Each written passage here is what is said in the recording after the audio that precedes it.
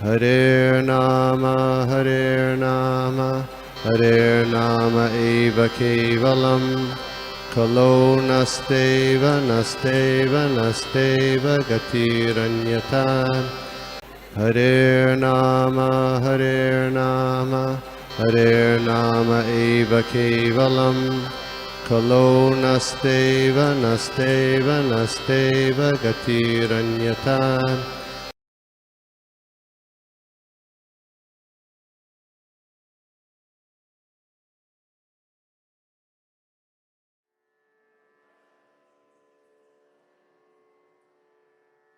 So we will start with prayers. Hare Krishna. Om Namo Bhagavate Vasudevaya. Om Namo Bhagavate Vasudevaya. Om Namo Bhagavate Vasudevaya. Narayanam Namaskrityam Naram Chaiva Narottamam Devim Saraswatim Vyasam Tato Jayamudiraye. Nashtaprayeshu Abhadreshu Nityam Bhagavata Sevaya Bhagavati Uttama Shloke Bhaktir Bhavati Naishtuki. नमो विष्णुपादाय कृष्णप्रेष्ठाय भूतले श्रीमते भक्तिवेदांत स्वामिनिति नामिने नमस्ते सारस्वते देवी गौरवाणी प्रचारिणे निर्विशेष शून्यवादी पाश्चात्य देशधारिणे जय श्री कृष्ण चैतन्य प्रभु नित्यानंद श्री अद्वैत गदाधर श्रीवासादि गौर भक्त वृंद हरे कृष्णा कृष्ण कृष्णा हरे हरे हरे राम राम राम हरे हरे। हरे कृष्ण महामंत्र की जय, श्रील प्रभुपाद की जय, सभी एकत्रित वृंद की जय। हरे कृष्णा। तो आज हम कवर कर रहे 11वां 12वां और 13वां श्लोक 14 अध्याय के पहले स्कंद में। तो इस अध्याय का शीर्षक है भगवान श्री कृष्ण का अंतर्ध्यान। तो हम लोग पहला श्लोक और उसका अनुवाद पढ़ लेंगे, फिर उसके ऊपर कुछ चर्चा करेंगे। हरे कृष्ण। तो श्लोक इस प्रकार है। पूर्वाक्षि भावो महायम स्फुरन्ति अंग पुनः पुनः वेपास्तु चापि हृदये आराधदस्यन्ति विरप्रियम्। अनुवाद श्रील प्रभुपाद द्वारा। श्रील प्रभुपाद की जय। मेरे शरीर का बायां भाग, मेरी जांघें, भुजाएं तथा आंखें बारंबार फड़क रही है। भय से मेरा हृदय धड़क रहा है और ये सब अनिष्ट घटना को सूचित करने वाले हैं। श्लोक क्रमांक 12 इस प्रकार है। शिवैषोद्यन्तम् आदित्यम् अभिरुति अनलाननान मामंगसारमेयोऽयम् अभिरेभति अभिरुप्रुत। ट्रांसलेशन श्रील प्रभुपाद द्वारा। श्रील प्रभुपाद की जय। हे भीम, जरा देखो तो यह सिहरिन किस तरह उगते हुए सूर्य को देखकर रो रही है और अग्नि उगल रही है, और यह कुत्ता किस तरह निर्भय होकर मुझ पर भौंक रहा है। श्लोक 13 इस प्रकार है। ससास्था कुर्वन्ति मां स्वयं दक्षिणं पशवो परे राहंश्च पुरुषा व्याघ्रः लक्षयेरुधतो मम। अनुवाद श्रील प्रभुपाद द्वारा। श्रील प्रभुपाद की जय। हे भीमसेन, हे पुरुष व्याघ्र, अब गाय जैसे उपयोगी पशु मेरी बाई ओर से निकल रहे हैं, और गधे जैसे निम्न पशु मेरी प्रदक्षिणा कर रहे हैं। मेरे घोड़े मुझे देखकर रोते प्रतीत होते हैं। हरे कृष्णा। श्रील प्रभुपाद की जय। गुरु महाराज की जय। सभी एकत्रित भक्त वृंद की जय। तो हम ये देख रहे थे कि किस तरह से युधिष्ठिर महाराज को मतलब जो अशुभ लक्षण दिखाई दे रहे हैं, और वो अभी भीम से वार्तालाप कर रहे। तो इस अध्याय में यही देख रहे हैं कि अभी भगवान का अप्रकट्य मतलब जो सूचित किया जाए, मतलब ऐसा दिखाई दे रहा है, ऐसा लग रहा है कि युधिष्ठिर महाराज को कि कुछ ना कुछ मतलब अनिष्ट घटनाएं हो गई है, उसके वजह से ये सब सारे जगह पे उन्हें क्या दिखाई दे रहा है कि अशुभ लक्षण दिखाई दे रहे हैं। तो तो हमने ये जो 7-8 श्लोक से यही देखते आ रहे हैं कि किस तरह से उन्हें ये जो अशुभ लक्षण दिखाई दे रहे हैं। और तो कल भी हमने बहुत अच्छे से अपने जो शिक्षा गुरु है परमेश्वर प्रभु जी हिज ग्रेस परमेश्वर कितने अच्छे से समझा रहे थे कि ना किस तरह से वो जो लक्षण भक्तों को युधिष्ठिर महाराज को दिखाई दे रहे हैं।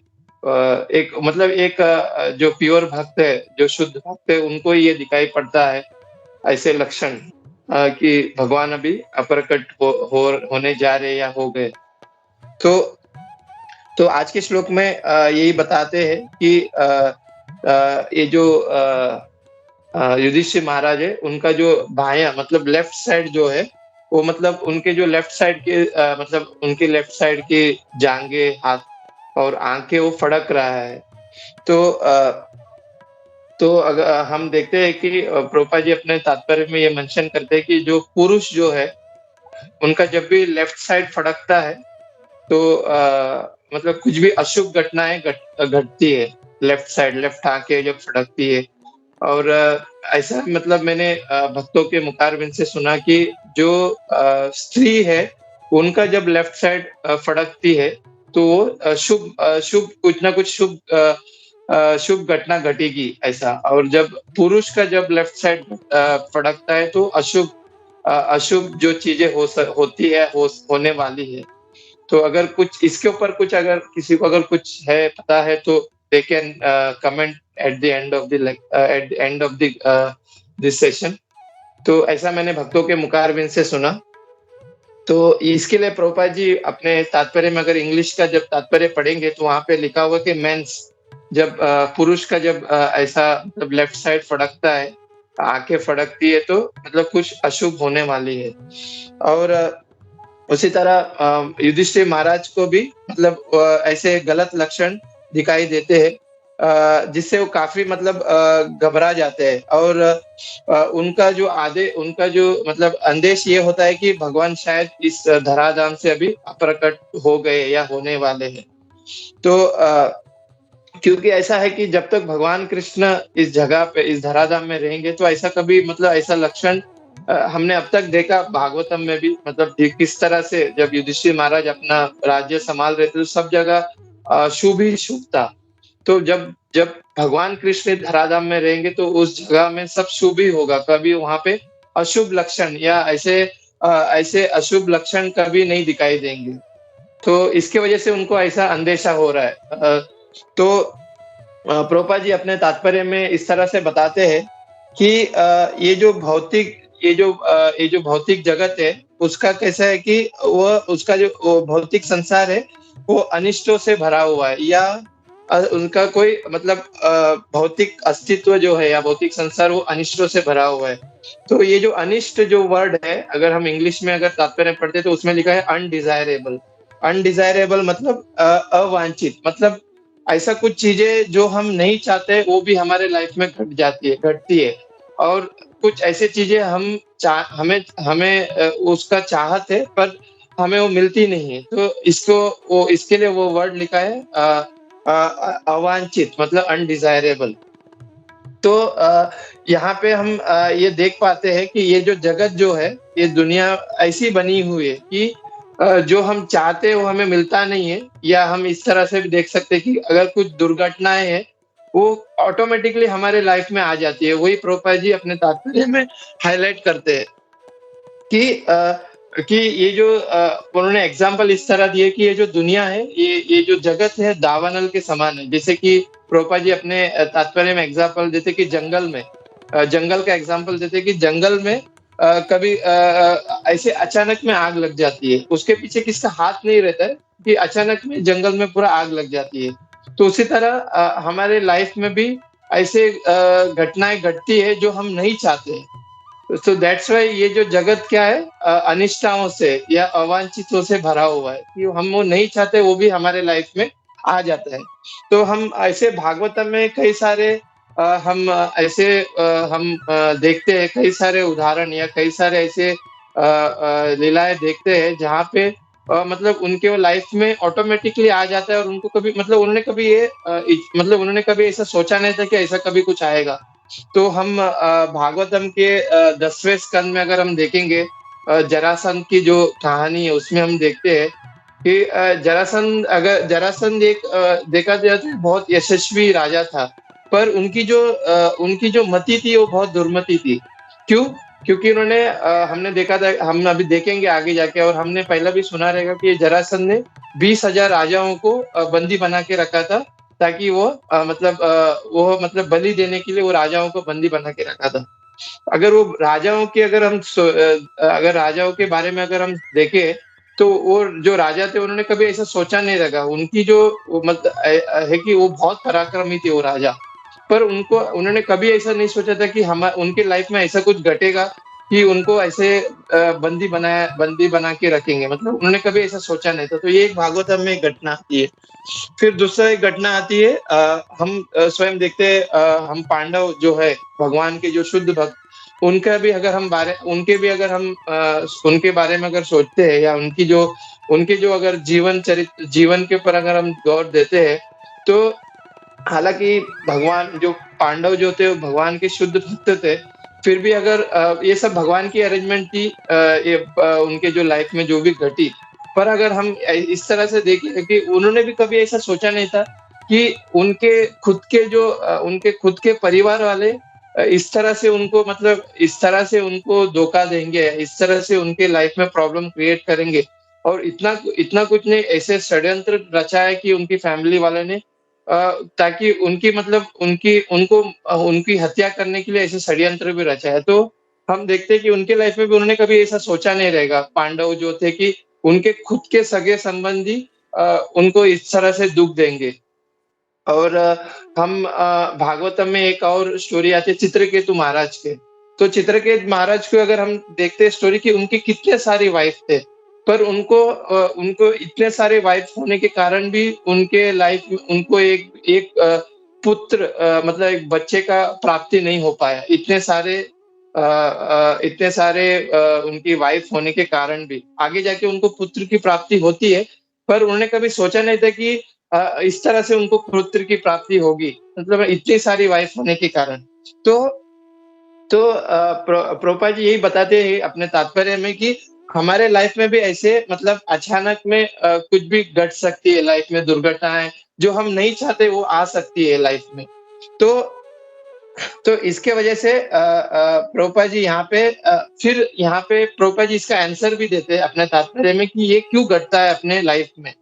और ऐसा अगर हमारे अंदर ऐसा प्रश्न उठ सकता है, तो ये क्यों घटता है हमारे लाइफ में? तो प्रभुपाद जी अपने तात्पर्य में ये बोलते हैं कि ये पूरा ये जितने भी घटना घट रही है, ये तीनों गुणों के अंदर मतलब सत्व, रजो, तमो गुण के अंदर ये घटना घटती है। इसके वजह से ये सब हो रहा है। हम 3 गुणों के अधीन हैं।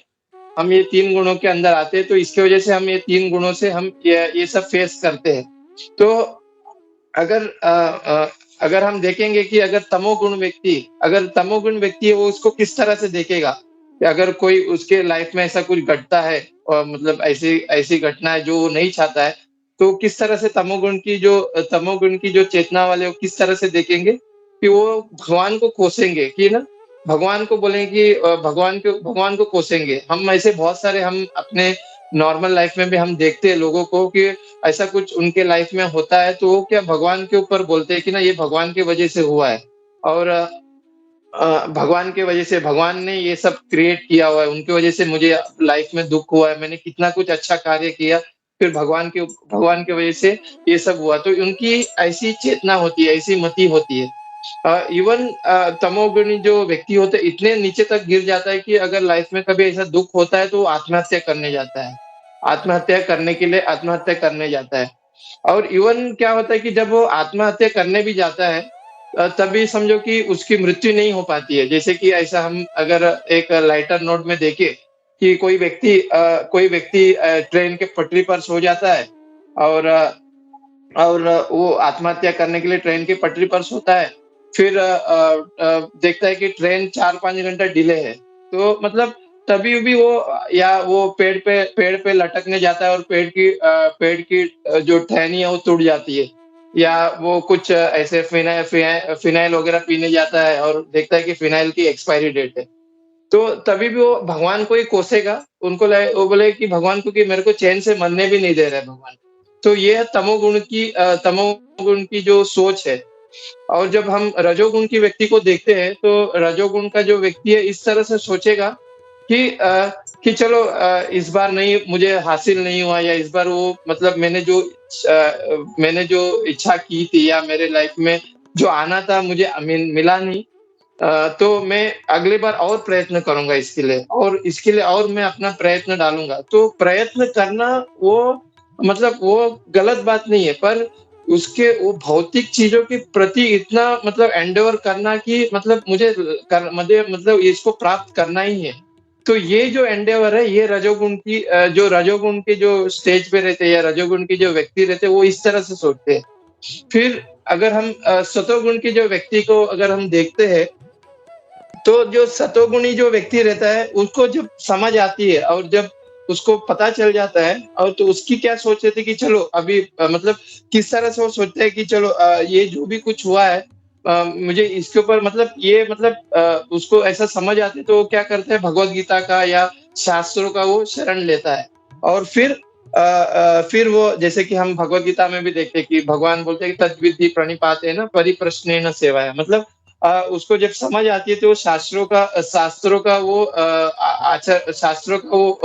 पैर पकड़ लेता है और उसके द्वारा मतलब जिसको इसकी ज्ञान है वो उस व्यक्ति के पास जाता है और उस व्यक्ति से वो इसके बारे में हल लेता है मतलब ये क्यों हो रहा है मेरे लाइफ में तो उसके पास जाके इसके बारे में वो उसका उपाय लेता है फिर वो समझ जाता है कि ये जो दुनिया किस तरह बनी हुई है, भगवान ने इस दुनिया को किस तरह बनाया हुआ है, किस तरह से क्रिएशन किया हुआ है, फिर वो उसके लेवल में आके वो समझ जाता है।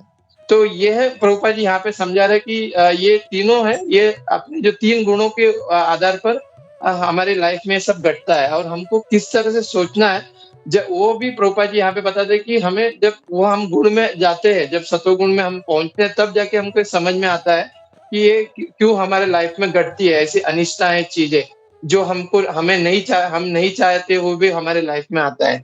तो प्रभुपाद जी अपने तात्पर्य में एक वर्ड ये भी यूज़ करते हैं कि जब उसको ज्ञान मिलता है, जब ऐसा उसको ज्ञान मिलता है, तभी वो जो ज्ञान है उसकी जो असली सेफ्टी हो जाती है अपने लाइफ में।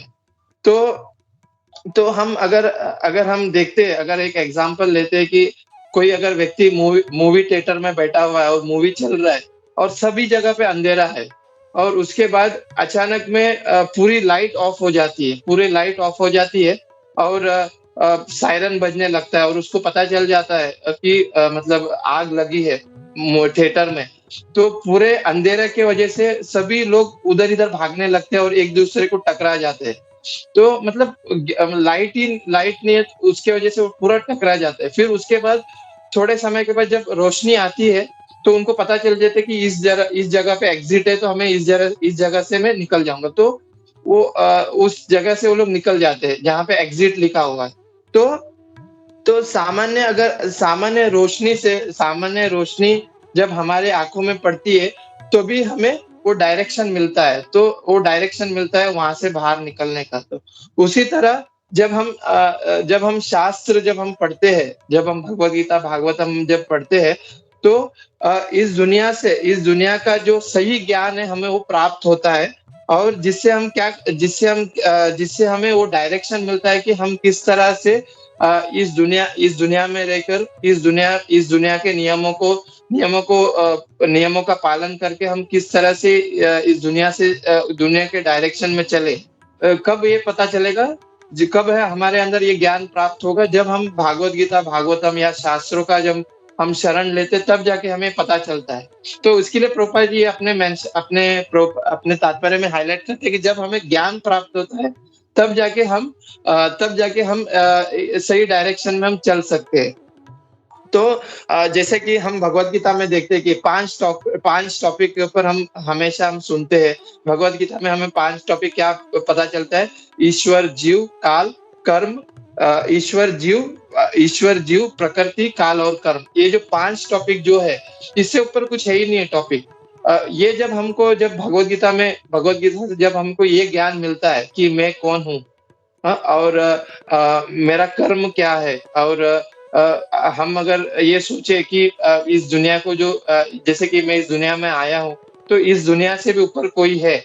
तो हम जब भगवान के बारे में जब हमें पता चलता है, और जब हमें ये जो समय किस तरह से चलता है, जब उसके बारे में जब हमें पता चलता है, तब जाके हमें वो जो सही ज्ञान है वो प्राप्त होता है। तो भगवत गीता कितना इम्पोर्टेंट है, और भागवतम, ये सब कितने इम्पोर्टेंट शास्त्र है। जब हम इसको जब पढ़ते हैं, तब जाके हमें वो ज्ञान की प्राप्ति होती है।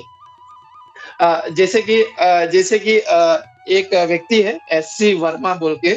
तो एससी वर्मा है, ये जो व्यक्ति है, ये फिजिक्स का लेखक है। ये मतलब फिजिक्स, मतलब ये जो व्यक्ति है काफी चर्चा है, और ये फिजिक्स के ऊपर बुक्स लिखता है। तो वो बोलता है कि एससी वर्मा अपने बुक्स में कि ये जो दुनिया जो है, ये एक चेस गेम है, उसके समान है। और ये जो फिजिशियन क्या करते हैं कि जो चेस का जो नियम है, जैसे कि अगर जब हम चेस का गेम देखेंगे, तो बहुत सारे लोग विदाउट उसका रूल्स या रेगुलेशन नहीं जाने हुए वो चेस का गेम खेलते हैं। तो ये जो फिजिशियन जो है, वो अपने बुक्स में बताता है, ये जो एससी वर्मा, कि जैसे कि जैसे कि ये जो मंत्री जो है, वो जब 2 कदम आगे चलता है, तो पीछे वाला जब जगह खाली रहता है, तो वो दूसरा आके उस मंत्री को उधर से उड़ा देता है। तो ये जो चेस का जो नियम है, वो अपने अनुभव से वो बताता है कि किस तरह से घोड़े को चलाना है, किस तरह से राजा को चलाना है। पर हम ये नहीं बोल सकते कि उसका अनुभव हमेशा सही होगा। तो उससे अच्छा है कि ये जो चेस का जो गेम बनाया हुआ है, अगर हम उससे जब पूछेंगे इसका रूल्स एंड रेगुलेशन, तभी हम उसको सही हम उसको जान सकते हैं, चेस के गेम को। तो उसी तरह बोलते हैं कि ये जो दुनिया जो बनाया हुआ है, भगवान ने जो इस दुनिया को बनाया हुआ है, तो उन्होंने भागवत गीता जैसे ग्रंथ या भागवतम जैसे ग्रंथ हमको दिया हुआ है, जिससे हमें पता चल सकता है कि किस तरह हम ये जो जगत है, उसको उसका नियम किस तरह हम पालन करें, और किस डायरेक्शन में हम चले, वो हमें जिसने बनाया हो, अगर हम ये सुनेंगे, तो हमको इजी होगा इस दुनिया में रहकर ये जो अनिष्टताओं का जो घटना जब घटती है, तो इसको फेस करने में इजी हो जाएगा। तो वो प्रभुपाद जी यहाँ पे बता रहे हैं कि वैसा ज्ञान हमको लेना चाहिए। तो अगर हम ऐसा एक छोटा-सा एग्ज़ाम्पल देखें, कि हम हमेशा सुनते हैं कि ये जो जगत है, ये क्या दुःखालयों का सागर है, दुःखालयम् अशाश्वतम्। तो अ, तो जब हमें ये चीज़ समझ में आती है कि अगर कोई ऐसा बोले कि रेगिस्तान में जाओ, और रेगिस्तान में जाके ये जो पूरे रेती को झाड़ू मार दो। तो ऐसा अगर कोई बोलता है, तो ये क्या एक मूर्खता है। तो उसी तरह ये जो रेगिस्तान है, ये पूरा एक दुनिया है, और ये जो रेत जो है, पूरा दुःख है। हम कभी भी ये जो दुःख को हम इधर से निकाल नहीं सकते, बिकॉज़ भगवान स्वयं कहते हैं कि दुःखालयम् अशाश्वतम्। तो तो यहाँ पे ये बताते हैं कि कि हम जब भगवान को सेंटर में रख के जो भी कार्य करेंगे, तब जाके हमें ये जो जगत के जो नियम सब हमको पता चलेगा। तो इसलिए हम देखते हैं कि ये जो ज्ञान कितना इम्पोर्टेंट है हमारे लाइफ में, कि हमें ये पता चले कि ये दुनिया, इस जगत में जो भी घटनाएँ घटती है, तो उसको किस तरह से हम फेस करें, वो हमें जब हम शास्त्रों का जब आधार लेते हैं, जब हम शास्त्रों का आधार लेते हैं, तब जाके हमें पता चलेगा कि ये जो घटनाएँ हमको नहीं चाहिए, हम ये नहीं चाहते कि ये दुर्घटना हमारे लाइफ में आए, तो इसको किस तरह फेस करें, वो हम शास्त्रों के माध्यम से ले सकते हैं। फिर अगर हम ये भी देखते हैं कि जब हम भगवान का आश्रय लेते हैं, भगवान की भक्ति करते हैं और भगवान का आश्रय लेते हैं, तो भगवान भी इतने दयालु है कि हमें वो सही-सही डायरेक्शन हमें भगवान देते हैं।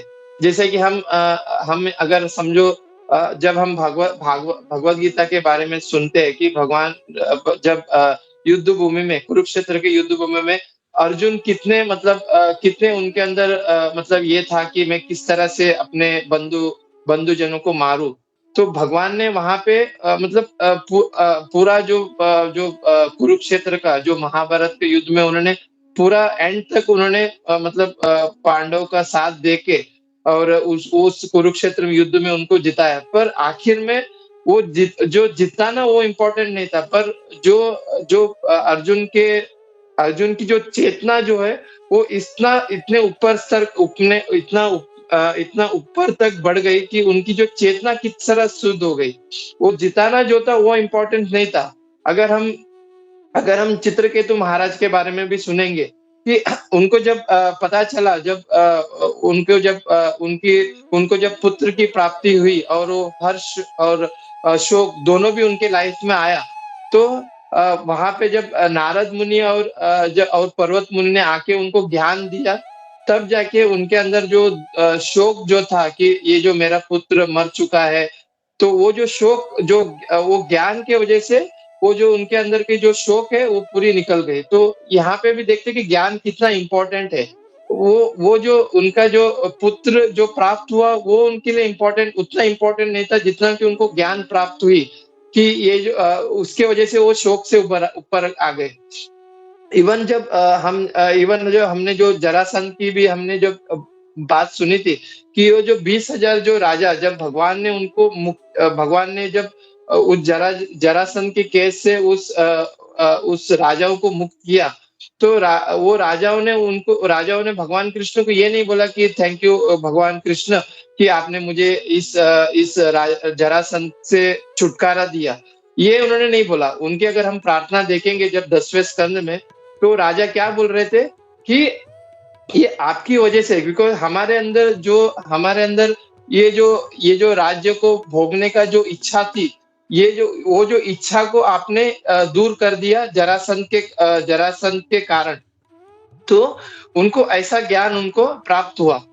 इवन अगर हम सुदामा और भगवान कृष्ण की लीला पे देखते हैं कि जब सुदामा जब गए थे भगवान कृष्ण के पास और उन्होंने सिर्फ एक मुट्ठी वो जो पोहा जो लेके गया था और उनको भी मतलब उनको कोई इच्छा नहीं थी कि वो या भगवान कृष्ण से मांगे कि मुझे कुछ आर्थिक मदद करने के लिए, पर उनको कोई इच्छा नहीं थी भगवान कृष्ण से मांगने की।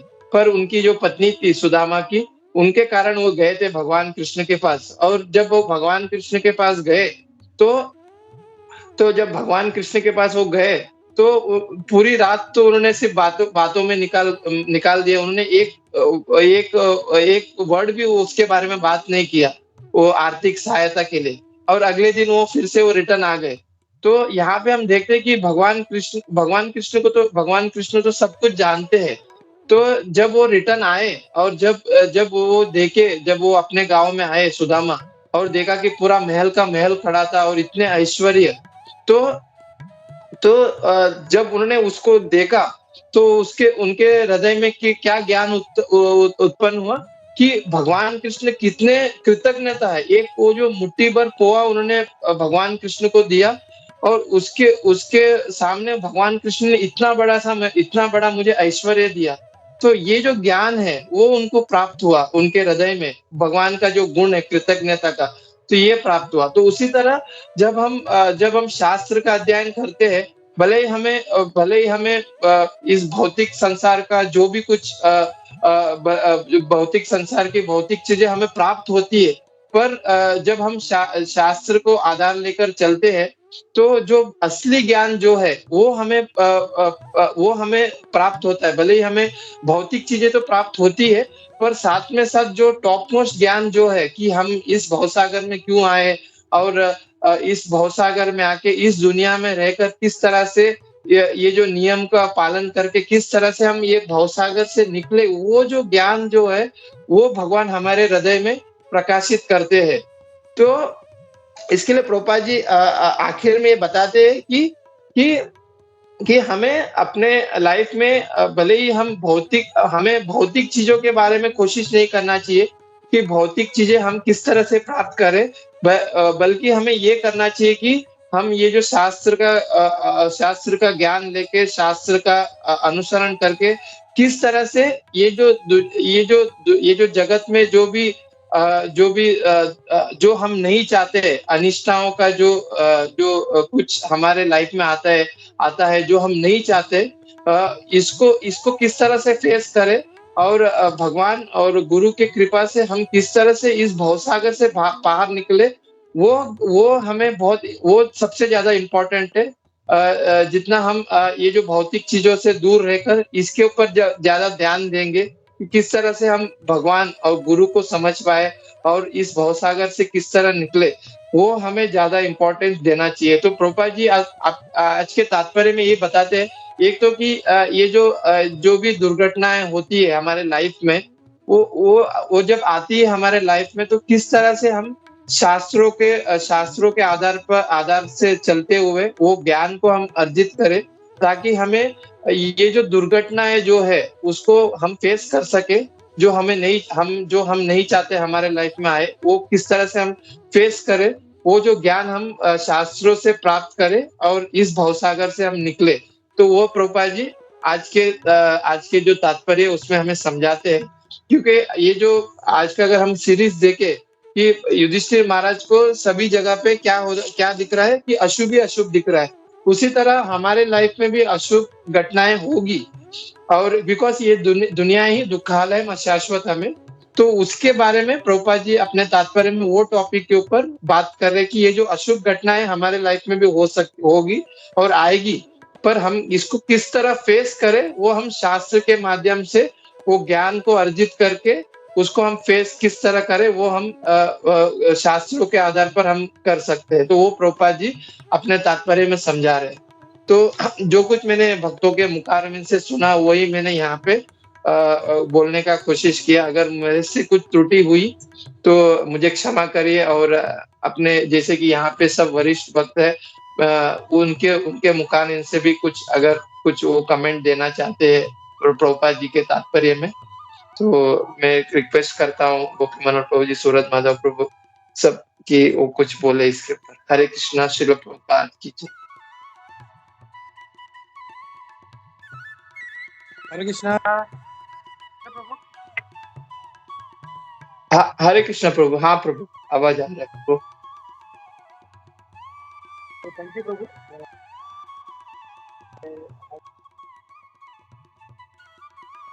स्वागतम एक्सप्लेन किया गया और जैसे आज के श्लोक में दिया है कि शकुन और शकुन जो है तो एक्चुअली पहले के लोग जो थे मतलब वो इसको यूज करते थे इसको, तो उनमें ये नॉलेज हुआ करता था कि क्या चिन्ह दिखेगा तो शुभ होने वाला है, क्या चिन्ह दिखेगा तो अशुभ होने वाला है। जैसे उसको अगर ट्रैवल के लिए निकलना है घर से तो उसको अगर शुभ दिखता था तो वो खुश होता है, हाँ मतलब अभी जो मेरा ट्रैवल का पर्पस है जो भी है बिजनेस है या जो भी है वो पूरा होने वाला है। लेकिन अगर उसको अगर अशुभ दिखता था तो उसको वो ट्रैवल कैंसिल कर देता था कि मतलब अच्छा नहीं है, मुझे कुछ धोखा है तो मुझे नहीं जाना चाहिए। तो ये सब जो नॉलेज है अभी ये सब पूरा लुप्त हो गया है कि लोगों को अभी मतलब समझ में नहीं आता है। और जैसे कुछ 2-3 चीज़ें ही पता है, बिल्ली ने रास्ता काट दिया तो नहीं जाना है। लेकिन और भी जो है बिल्ली का वो सिर्फ कोई भी बिल्ली नहीं है, वो सिर्फ ब्लैक जो होती है एकदम फुल ब्लैक, एकदम कोयला जैसे ब्लैक होती है, वो अगर बिल्ली रास्ता काटे तो नहीं जाना चाहिए। तो मतलब लोगों में अंधविश्वास जो है वो थोड़ा सा मतलब ये हो गया उसकी वजह से। तो लेकिन ये भी सब जो है ये एक 17 के दिन एक लेक्चर दिया था तो उसको निमित्त ज्ञान बोलते हैं इसको। तो निमित्त ज्ञान अपने था शास्त्रों में और मतलब ये गलत नहीं है ये, मतलब अगर किसी को अगर जानना है तो वो समझ सकता है कि अगर ऐसा ऐसा दिखेगा तो क्या होगा, अच्छा होगा या बुरा होगा। लेकिन उसको जो है इसका यूज जैसे कल परमेश्वर जी बोल रहे थे, उनको यूज जो है वो भगवान की सेवा के लिए करना चाहिए, नॉट फॉर अवर इंद्रिय तृप्ति। तो इंद्रिय तृप्ति है तो फिर वो गलत हो जाएगा।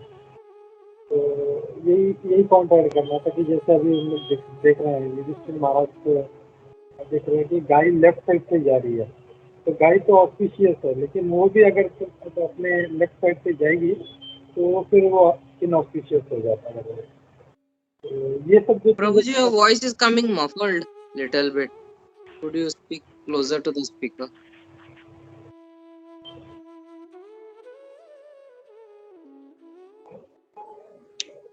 हरे कृष्णा. प्रभूजी आवाज एकदम छोटा येतोय, व्हॉल्यूम कमी आहे, थोडंसं मोठ्याने बोलाल का? हरे कृष्णा.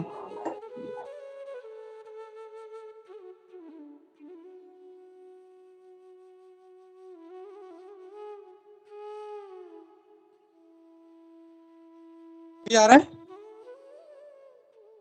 Yes, हाँ Prabhu. आता Now ठीक. it is हाँ coming clear. Very clear now. Yes, हाँ yes. ओके. हरे कृष्णा. हरे कृष्णा. भैया, तो this is what we are seeing कि ये सब जो जो नॉलेज है, जिस to some extent it is helpful. हम लोग अगर कुछ चीज में हम लोग को हेल्पफुल हो सकता है तो वी कैन यूज दैट, अगर if you know that. But आजकल जो है ये सब पूरा जो है इस डिसअपियरिंग. हरे कृष्णा. हरे कृष्णा.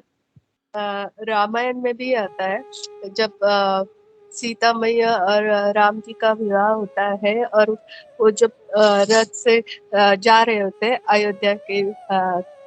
अयोध्या में, तभी रास्ते में ऐसे होता है कि बहुत बड़ा तूफान आ जाता है अचानक से. जब वो तूफान आता है तो दशरथ महाराज सोचते हैं ये क्या हो गया, ये कैसे अशुभ बात है.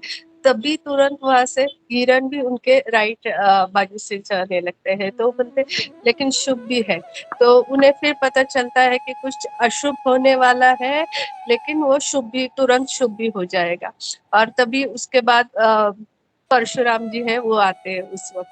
तो ऐसे हमारे शास्त्रों में बहुत सारे उदाहरण है उस शुभ और अशुभ के. हरे Krishna. Hare Krishna, Prabhuji. I would like to share something. First of all, Sarvadev Prabhuji, really good, nicely explained, fantastic. And from personal experience, I would like to share that now I had met with recently, like in the coming past few years, I had met with 2 accidents, bike accidents, and right before that I was getting indications on my left eye whenever something like, and it was blinking like very much, very fast, and like I can feel it, like it's not normal, this thing, the twitching, the left eye twitching. And both the times I met with an accident when that was happening. And if some like Prabhuji said, undesirable, yes, it does happen. Like left, for me at least, left eye twitches. Whenever left eye twitches something, like I'm going to get into some argument or something, even if I don't want, I will be getting into it. So I have had that personal experience. That is what I wanted to share.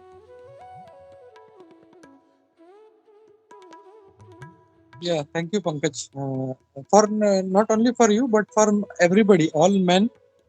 अगर उल्टा मतलब left आंख जो है अगर फड़फड़ाता है, left आंख क्यों, अपना लेफ्ट साइड का अपने हाथ या लेफ्ट साइड का कोई भी अंग अगर अपना अगर फड़कने लगता है तो दैट मीन्स कुछ अशुभ होने वाला है. तो इमीडिएटली वी शुड कैंसल जो भी है, वी शुड डू दैट. जैसे पंकज प्रभु को पर्सनल एक्सपीरियंस है, 2 बार ऐसा हुआ और उनका बाइक पे एक्सीडेंट हो गया. तो we should be careful.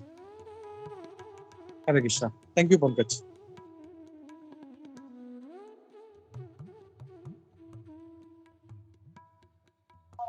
Yes प्रभु. प्रभु जी एक मिनट, समीर प्रभु. प्रभु जी जैसे कि वो जो माता जी जो है उनको, उनका जब लेफ्ट साइड फटकता है तो वो शुभ होता है, ऐसा मैंने सुना था प्रभु. या ऑन द प्रभु सॉरी उसके ऊपर. मैं वो पॉइंट कवर नहीं किया. या एक्चुअली कैसा है ना कि for man it is left. अगर कुछ लेफ्ट फड़क रहा है तो अपशकुन है, और राइट है तो अच्छा शकुन है. लेकिन माता जी लोग के लिए उल्टा है. माता जी के लिए अगर लेफ्ट होता है तो इट इज गुड, वो अच्छा शकुन है, और राइट होता है तो अपशकुन है. ऐसा है उसमें. फॉर माता जी ये उल्टा होता है. ये हरे Krishna. Yeah, Prabhu. Thank you so much, Prabhu. Thank you so much. Yeah, yes, Samir Prabhu. Sorry, Prabhu. Samir Prabhu. हरे कृष्णा प्रभु जी, बहुत बढ़िया था, एब्सोल्युटली फैंटास्टिक क्लास। और आपने जो एग्जांपल्स दिए ना, वो एकदम एप्ट एग्जांपल्स थे प्रभु जी। ये हम लोग जो इस पर्टिकुलर जो श्लोक को हम लोग देख रहे हैं कि जब श्री कृष्ण छोड़ के अपने पृथ्वी को छोड़ के जाने वाले रहते हैं, तो सब अनिष्ट घटना जो युधिष्ठिर को नजर आने लगती है, इंडिकेशंस, वो ना हम लोग अपने लाइफ से भी हम लोग थोड़ा सा उसको उससे सीख लेते हैं कि हम लोग जब कृष्ण से दूर जाते हैं तो हमारे लाइफ में ये सब अनिष्ट प्रथा हम लोग को ज्यादा दिखने लगती है। हम लोग, क्योंकि हम लोग मटेरियल चीजों से आसक्त होना चालू हो जाते हैं। मटेरियल चीजें कभी अपने को सुख नहीं रख दे सकते, हम लोग को दुखी ही रखेंगे। माया के चंगुल में हम लोग फंसेंगे तो हम लोग को दुखी मिलेगा। तो ये हम लोग अपने लाइफ के साथ भी उसको हम लोग रिलेट कर सकते हैं कि कृष्ण से हम लोग दूर जाके हम लोग की क्या मतलब कितनी दुर्गति हो सकती है। और प्रभु जी, दूसरा आपने जो एग्जांपल ये दिया, तो जो द्वारका का सुदामा का, वो भी कितना मतलब एग्जाम परफेक्ट है कि हम लोग श्री कृष्ण से कुछ मांगेंगे नहीं तो कृष्ण हम लोग को वही देंगे जो हम लोग को जरूरत है। लेकिन हम लोग कृष्ण से कुछ मांगेंगे तो हम लोग वो मांगेंगे जो हम लोग को चाहिए, जो गलत भी हो सकता है। लेकिन श्री कृष्ण जानते हैं कि हम लोग को एक्चुअली हम लोग को जरूरत किसकी है। तो मतलब what we need is more important than what we want. तो वो कृष्ण अपनी नीड अच्छी तरह से जानते हैं। तो कृष्ण के पास कुछ ना मांग के चुपचाप उनके सामने खड़े रह के हाथ जोड़ के उनकी भक्ति करेंगे, दैट इज मोर इम्पोर्टेंट। प्रभु जी, Hare Krishna, thank you very much. Hare Krishna. Thank you, Samir Prabhuji, for highlighting this point. Prabhu. Hare Krishna. Thank you so much. नहीं, मैं बोल रहा था वो पॉइंट बहुत अच्छा उठाया था ये आपने कि अगर कृष्ण अपने लाइफ में है तो एवरीथिंग इज ऑस्पिशियस, और कृष्ण अपने जीवन में नहीं है तो एवरीथिंग इज इनऑस्पिशियस। तो ये है, और हम लोग देखते भी हैं। हम लोग श्रीमद् भागवतम का 10वां स्कंद में कृष्णा बुक में भी हम लोग ने वो देखा था कि कैसे जब भगवान कृष्ण अवतरित होते हैं तो ऑटोमेटिकली सब जो है ग्रह नक्षत्र सब ऑटोमेटिकली ऐसा सेट हो जाता है कि सब कुछ ऑस्पिशियस हो जाता है। और अभी हम लोग देख रहे हैं जब भगवान अभी जा रहे हैं तो कैसे सब ऑटोमेटिकली सब इनऑस्पिशियस हो रहा है। तो दिस शोस कि मतलब भगवान कृष्ण अपना जीवन में होना कितना जरूरी है अपना। So thank you. Hare Krishna. Hare Krishna प्रभु जी।